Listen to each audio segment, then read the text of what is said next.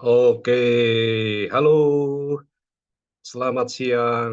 Ketemu lagi kita. Semoga kita semua senantiasa sehat dan sukses semua urusan. Nah, itu penting itu. Amin, amin ya. Oke. Pada video ini saya akan menggunakan pola tanya jawab ya. Ya, pola tanya jawab artinya saya membuat pertanyaan, saya jawab sendiri ya. Dan eh, pola ini video yang ketiga kalinya. Jadi seri ketiga yang dengan pola tanya jawab. Oke.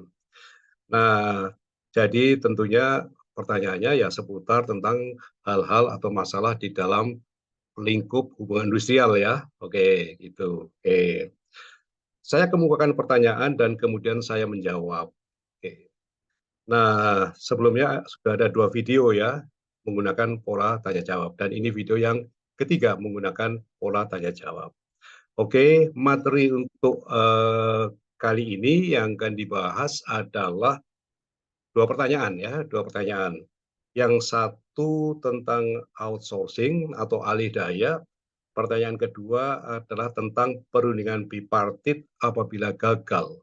Oke, jadi ya secara utuhnya itu adalah bahwa em, pekerja outsourcing dari vendor yang lama, ya, pekerja outsourcing dari vendor yang lama, apakah harus semuanya dipekerjakan pada vendor yang baru?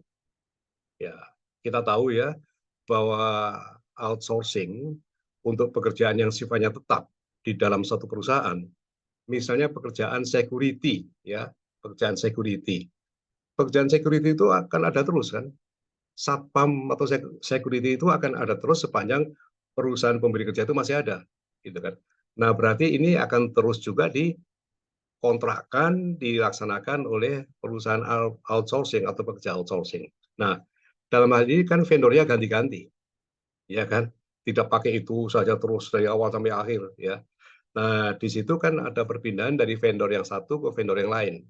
Ketika vendor yang satu sudah selesai, misalnya kontraknya 2 tahun, maka kemudian selesai kontraknya, lalu tender lagi menjadi vendor berikutnya pengganti. Nah ini, yang dipertanyakan di sini adalah, apakah pekerja outsourcing dari vendor lama harus semuanya dipekerjakan pada vendor yang baru? Atau dengan kata lain, boleh tidak vendor yang baru menggunakan pekerja yang dia punya selama ini? Oke, ya, ya, oke. Oh ini serius, ini penting ini, gitu ya. Oke. Pertanyaan yang kedua adalah tentang perundingan bipartit. Ya. Setelah perundingan bipartit itu gagal mencapai kesepakatan, jadi para pihak tidak sepakat begitu, apakah para pihak sendiri bisa langsung menyerahkan kasusnya ke mediator? Jadi berkas-berkas perundingan bipartit itu langsung dibawa begitu oleh oleh para pihak yang berselisih langsung menemui mediator untuk dilakukan mediasi. Begitu apa tidak? Boleh apa tidak seperti itu? Oke ya, oke. Jadi dua pertanyaan. Oke. Baiklah, saya akan mulai membahas dengan pertanyaan yang pertama. Pertanyaan yang pertama ya, oke. Di screen bisa nampak di sana. Pertanyaan nomor satu adalah berbunyi, perusahaan alih daya atau vendor baru yang menang tender menggantikan perusahaan alih daya yang sebelumnya, vendor lama. Ya, oke. Nah, pertanyaannya, wajibkah vendor baru menggunakan semua pekerja dari perusahaan alih daya yang sebelumnya? Dari vendor lama maksudnya, vendor yang sudah habis kontrak itu. Oke. Nah, untuk menjawab ini kita ya tentu harus mengacu kepada peraturan perundangan ya. Oke. Nah, peraturan perundangan yang terkait dengan ini adalah tentunya adalah Undang-Undang Nomor 6 Tahun 2023 Jungto atau bersambung pada peraturan pemerintah atau PP 35 tahun 2021 ya tentang alih daya. Angka 1 di situ ya, di sebelah kanan itu ya, saya tulis pengaturan tentang alih daya dalam Undang-Undang Nomor 6 Tahun 2023 diatur dalam pasal 64 dan pasal 66. Itu dalam Undang-Undang Nomor 6 Tahun 2023. Sedangkan pengaturan alih daya dalam PP 35 tahun 2021 diatur dalam pasal 18, pasal 19, dan pasal 20. Nah, itulah aturan mengenai alih daya dalam Undang-Undang 6 2023 dan PP 35 2021. Ya. Baik dalam Undang-Undang nomor 6 tahun 2023 maupun PP 35 tahun 2021, pada intinya memuat pedoman atau aturan tiga hal yang sangat penting dan prinsip, yaitu ada tiga ABC di sini. Hubungan kerja dengan pekerja alih daya dilaksanakan dalam PKWTT atau PKWT. Nah, itu dipagari, ya. Jadi silakan PKWTT atau PKWT, dan pada prakteknya memang selalu PKWT lah, ya, selalu PKWT. Karena memang hubungan antara vendor dengan perusahaan pemberi kerja itu tidak abadi, ya. Meskipun pekerjaannya adalah bisa dikatakan abadi, seperti satpam, ya tadi. Satpam itu sejauh perusahaan pemberi kerja masih ada yang memerlukan satpam, gitu ya.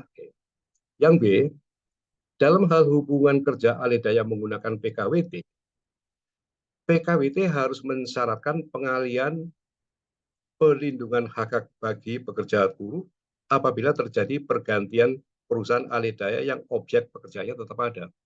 Jadi seperti satpam itu, objek pekerjaannya tetap ada kan, ya kan? Nah di sini dikatakan harus mensyaratkan pengalian pelindungan hak-hak bagi pekerja. Jadi maksudnya hak-hak yang timbul pada vendor yang sekarang yang akan digusur itu, karena sudah habis kontraknya, itu harus dilimpahkan kepada vendor yang baru yang menggantikan vendor yang lama yang sudah habis kontrak itu. Pertanyaannya adalah hak-hak apa? Oh, ada itu hak-haknya. Oke ya. Hak-haknya adalah ya, hak-haknya hak pekerja ya. Yang terang hak cuti, ya kan? Oke, sebutlah begini ya. Katakanlah vendor Maju Makmur akan diganti dengan vendor Nusantara Jaya, ya. Jadi vendor Nusantara Jaya ini yang baru. Nah, ketika pekerja dari vendor Maju Makmur ini dipindahkan kepada vendor yang baru yaitu Nusantara Jaya, maka pekerja itu kan sudah punya hak cuti ya, artinya sudah bekerja sekian tahun dan sebagainya ya, dan itulah yang dimaksud dialihkan eh, ke vendor berikutnya, yaitu katakanlah PT Nusantara Jaya gitu ya. Jadi hak-haknya adalah hak atas cuti apabila telah memenuhi syarat masa kerja. Jadi diperhitungkan ya begitu. Jadi tidak mulai dari nol lagi masa kerjanya, tapi masa kerja ketika di eh, Maju Makmur dihitung gitu. Maksudnya begitu ya. Oke, oke. Kemudian hak atas jaminan sosial pasti harus dong, itu wajib. Kemudian hak atas tunjangan hari raya ini juga menyangkut masa kerja. Karena tunjangan hari raya kan dikaitkan dengan masa kerja kan. Oke, sudah cukup apa tidak, berapa bulan dan sebagainya. Oke. Kemudian hak istirahat paling singkat 1 hari dalam 1 minggu. Ya ini undang-undang nih ya. Bahwa pekerja yang bekerja 1 minggu itu berhak istirahat mingguan 1 hari atau 2 hari. Lazimnya 2 hari ya, karena jadwal kerjanya kan 8 jam ya. Oke. Hak menerima ganti rugi ya dalam hal hubungan kerja diakhiri oleh perusahaan penyedia jasa pekerja sebelum perjanjian kerja waktu tertentu berakhir. Jadi ini juga hak undang-undang ini gitu kan, hak undang-undang ini ya. Jadi kalau ini diatur dalam Undang-Undang 13.3 ya pada pasal 62 dan juga berlanjut pada pasal 61 juga ya di Undang-Undang Cipta Kerja, Undang-Undang Cipta Kerja atau Undang-Undang 6 2023 diatur di situ ya. Jadi pihak yang mengakhiri kontrak PKWT yang lebih awal dari yang diperjanjikan harus membayar ganti rugi. Nah, itulah yang dimaksud dengan huruf B pada angka 2. Kemudian pada huruf C, persyaratan pengalian pelindungan hak-hak bagi pekerja buruh sebagai yang dimaksud pada huruf B merupakan jaminan atas kelangsungan bekerja bagi pekerja buruh yang hubungan kerjanya berdasarkan PKWT dalam perusahaan alih daya. Nah, itu kata undang-undang ya. Oke. Oke, jadi eh, pengaturan tentang bila terjadi pelanggaran pelaksanaan alih daya, maka status hubungan kerja antara pekerja alih daya dengan perusahaan alih daya demi hukum berubah menjadi hubungan kerja antara pekerja alih daya dengan perusahaan pemberi kerja yang diatur dalam Undang-Undang 3 ini tidak berlaku lagi pada penjelasan sebelah kiri ya, pada angka 1 itu. Di Undang-Undang 13 begitu. kalau terjadi pelanggaran melaksanakan pekerjaan atau tugasnya suatu perusahaan outsourcing salah melanggar ketentuan, maka si pekerja outsourcing ini beralih menjadi pekerja dari pemberi kerja. Ini tidak berlaku pada undang-undang yang kini, Undang-Undang 6 2023 maupun PP 35 2021. Oke. Dan yang kedua di sini yang sebelah kiri itu, dalam PKWT harus ada disyaratkan pengalian pelindungan hak pekerja dan seterusnya itu sebentar. Dalam PKWT harus ada disyaratkan pengalian pelindungan hak pekerja bagi buruh apabila terjadi pergantian perusahaan alih daya yang objek serta pada sebagaimana diatur Undang-Undang Nomor 6 tahun 2023, Yungto PP 35 tahun 2021. Nah, hal ini justru tidak diatur dalam Undang-Undang 13. Tidak diatur dalam Undang-Undang 13. Oke. Tapi diatur dalam Permenaker 19 tahun 2012. Dan Permenaker 19 2012 ini sudah dicabut gitu. Nah, itu tambah penjelasan saja, tapi intinya penjelasan yang pokok dan ini adalah yang sebelah kanan ya, sebagaimana tadi sudah saya sampaikan. Ya. Jadi angka 1, angka 2 A B C D. Terjawab sudah ya? Oke. Terjawab? Oke ya. Oke. Ya. Jadi terhadap yang tadi saya jelaskan itu ada PT Pajuk Makmur, ada PT Nusantara Jaya dan sebagainya. Nah, inilah tampilannya ya. Di sana Pak, di sini ada pada screen ini ada PPK. PPK itu adalah perusahaan pemberi kerja. Dan ini melakukan kerjasama dengan perusahaan outsourcing alih daya, misalnya di sini dengan PT Maju Makmur ya, itu pada periode Juni 2021 sampai dengan Juni 2023, 2 tahun. Ada 100 satpam di situ ya. Oke. Nah, pada Juni 2023 yang lalu kontraknya habis. Nah, tadi hak-hak tadi itu yang dialihkan pada PT Sejahtera di sini. Yang sekarang menangani 100 orang itu. Yang menangani 100 orang itu, gitu kan. Oke. Nah, itu yang dimaksudkan itu. Nah, di sini sebetulnya memang tidak ada disyaratkan bahwa, jadi menjawab pertanyaan tadi, itu tidak diharuskan untuk menggunakan semuanya. Tidak ada diatur seperti itu. Tidak ada ya. Oke. Oke. Baik. Jadi ya bisa saja menggunakan pekerja yang lain begitu ya. Tetapi itu juga kembali sebetulnya pada PPK. Pada PPK. PPK bisa mengatur. Saya mau orang yang dulu dipakai lagi. Ya kan? Wajar kan? Usernya, penggunanya kan PPK. PPK sudah terbiasa dengan satpam yang 100 yang mantan pekerja PT Maju Makmur, gitu kan? Kenapa harus diganti yang lain? Kecuali ya diganti adalah mereka yang suka tidur kalau bekerja, gitu kan? Atau kemudian sering tidak masuk, atau sering kabur, tidak ada di tempat kerja, tidak disiplin, itu mungkin tidak akan dipakai lagi di PT Sejahtera. Tapi sebetulnya kalau kita bicara outsourcing, kata kuncinya adalah mau dia bentuk begini atau begitu, sepanjang sesuai dengan undang-undang, maka PPK yang berwenang mengatur. Begitu. Karena dia usernya, dia yang memakai jasa itu. Oke ya, baik. Nah, jadi cukup jelas ya tadi yang dimaksud antara PT Maju Makmur, vendor yang sudah habis kontrak ya, sekarang PT Sejahtera yang melanjutkan, dan yang dimaksud hak-hak adalah seperti tadi. Baik, kita lanjutkan sekarang kepada pertanyaan yang kedua. Oke, ini beda sama sekali ya. Kalau tadi tentang outsourcing, sekarang kita bicara pada screen itu bisa dilihat ya, yaitu tentang penyelesaian perselisihan hubungan industrial. Pertanyaannya, setelah perundingan bipartit gagal mencapai kesepakatan, hampir semua perkara ya, jadi banyak sekali perkara yang tidak cuma sedikit sekali, hampir semua perkara berlanjut ke mediasi. Wah gitu. Pertanyaannya, mengapa konsiliasi dan arbitrase sepi perkara? Sepi perkara itu terus terang saja ya, dalam setahun paling ya nggak ada 5 lah gitu ya. Hampir semuanya perkara perselisihan itu ya, kalau perundingan bipartit gagal, mengalir semuanya ke mediasi. Kenapa demikian? Baik, untuk itu saya jelaskan dulu bagian sebelah kanan.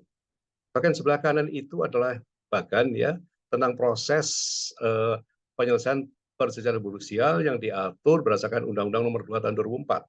Saya kira Anda banyak yang tahu tentang ini ya, bahwa perselisihan itu ada 4 macam, perselisihan hak, kepentingan, PHK, dan seterusnya antara SPSB dan untuk perusahaan. Ini harus dan wajib untuk menyelesaikan perselisihan ini sebelum bisa ke pengadilan krusial harus melalui perundingan bipartit di sini. Nah, perundingan bipartit cuma ada 2 kemungkinan, gagal atau tidak gagal mencapai kesepakatan. Nah, kalau gagal mencapai kesepakatan, itu tidak bisa para pihak ini menyerahkan berkas itu ke mediator. Sebelah kanan itu, dia bisa langsung. Tetapi berkas itu harus diserahkan dulu kepada Disnaker setempat. Lapor, Pak Disnaker, kami ada perundingan bipartit dan kami tidak punya kesepakatan, berikut adalah dokumennya. Nah, nanti Disnaker akan menunggu. Ditahan di situ, ya berkasnya akan dilihat. Adakah orang ini juga lalu menyelesaikan melalui cara lain? Apakah melalui konsiliasi atau melalui arbitrase? Tapi kalau orang itu diam saja tidak kemana-mana, ditunggu 7 hari kerja, maka berkas itu Disnakerlah yang menyerahkan berkas itu ke mediator. Ya, mediator di Disnaker itu juga.